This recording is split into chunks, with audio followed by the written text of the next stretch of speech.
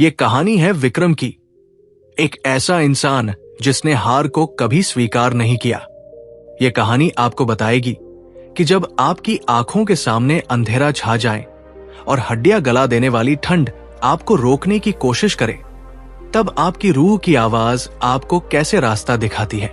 विक्रम हिमाचल प्रदेश के एक ऐसे दूर दराज गांव में पैदा हुआ था जहां साल के 6 महीने बर्फ जमी रहती थी। उसके परिवार की माली हालत बहुत खराब थी। विक्रम का बचपन फटे हुए जूतों और आधे पेट खाने में बीता। उसका एक ही सपना था, दुनिया की सबसे कठिन मैराथन जीतना, जो अंटार्कटिका की जमी हुई धरती पर होती है। गांव के लोग उसे देखकर हंसते थे। वे कहते, विक्रम, तेरे पास तो शहर जाने का किराया नहीं है, तू अंटार्कटिका कैसे जाएगा? जा, लकड़ियां काट और अपना पेट पाल। अकेला संघर्ष। विक्रम ने लोगों की बातों को अनसुना कर दिया। उसने अपनी ट्रेनिंग का एक ऐसा रास्ता चुना जिसे सुनकर लोग कांप जाते थे।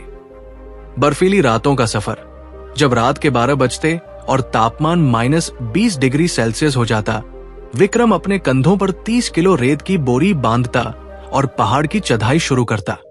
वो भारी जूते पहनता ताकि उसके पैर बोझ सहने के आदी हो जाएं। भूख और प्यास का इम्तिहान। वो अक्सर पूरे दिन बिना कुछ खाए दौड़ता ताकि उसका शरीर प्रतिकूल स्थितियों, एडवर्स कंडीशंस में काम करना सीख सके। जब उसे प्यास लगती तो वो पानी नहीं बल्कि बर्फ के टुकड़े चूसता। उसकी सबसे बड़ी ताकत उसकी मां थी। उसकी मां बीमार रहती थी, लेकिन वो अपनी टूटी हुई झोपड़ी के कोने में बैठकर विक्रम के फटे हुए मोजों को सिलती और कहती, बेटा, ये ठंड सिर्फ बाहर है, इसे अपने अंदर मत घुसने देना। जिसके अंदर की आग जिंदा है, उसे सूरज भी नहीं जला सकता और बर्फ भी नहीं जमा सकती।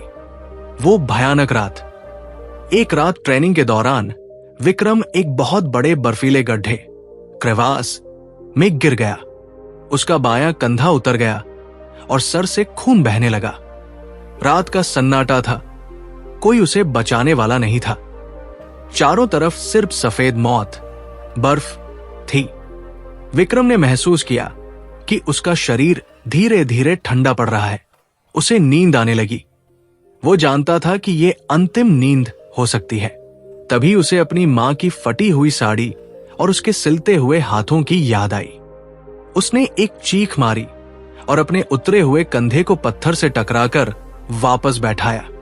दर्द इतना था कि वो बेहोश होते होते बचा।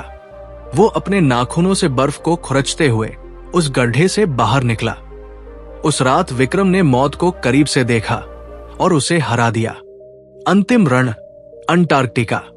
सालों की मेहनत और लोगों की मदद से विक्रम आखिरकार अंटार्कटिका पहुंचा।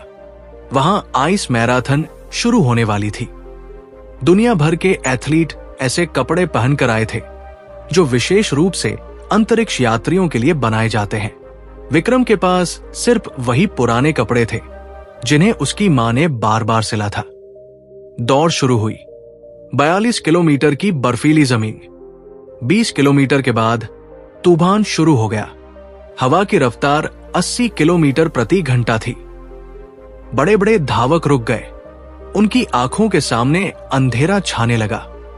उनके महंगे गियर्स, उपकरण काम करना बंद कर गए। लेकिन विक्रम तो उन्हीं तूफानों में पला रहा था। उसे उस हवा की रफ्तार से डर नहीं लग रहा था, क्योंकि उसने अपने गांव की पहाड़ियों पर इससे भी बुरा मंजर देखा था। जब उसका शरीर थकने लगा तो उसने आंखें बंद की और महसूस किया कि वो अंटार्कटिका में नहीं बल्कि अपने गांव की उसी पहाड़ी पर दौड़ रहा है जहां वो बचपन से दौड़ता आया था। वो फिनिश लाइन की ओर बढ़ा। उसके पैरों से खून निकल रहा था।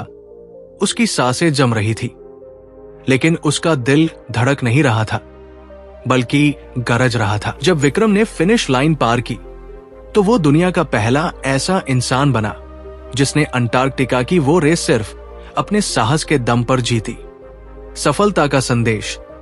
पुरस्कार समारोह में विक्रम ने पदक लेने से पहले अपनी मां की सिलाई की हुई वो पुरानी टोपी निकाली और उसे अपने सर पर रखा। उसने माइक पर सिर्फ 3 बातें कही। सुविधाएं आपको कमजोर बनाती हैं और अभाव आपको विजेता। अगर आप तब भी काम कर सकते हैं जब आपका मन और शरीर नहीं कह रहे हो, तो आप अजेय हैं। बर्फ सिर्फ पानी का जमा हुआ रूप है, लेकिन संकल्प आपके खून की वो गर्मी है जो पहाड़ों को भी पिघला सकती है। कहानी की सीख, मोरल। ये कहानी हमें सिखाती है कि हमारी परिस्थितियां कभी भी हमारे सपनों से बड़ी नहीं हो सकती। अगर आपके पास जूते नहीं है तो नंगे पैर दौड़िए। अगर रास्ता नहीं है तो रास्ता बनाइए, लेकिन कभी भी परिस्थितियों का बहाना बनाकर घुटने मत टेकिए। याद रखिए, सबसे कठोर धातु मेटल सबसे ज्यादा आग में तपकर ही बनती है। क्या आप चाहते हैं कि मैं इसी तरह की कोई और प्रेरक कहानी सुनाऊं? या आप किसी विशेष विषय जैसे बिजनेस या पढ़ाई पर कहानी चाहते हैं?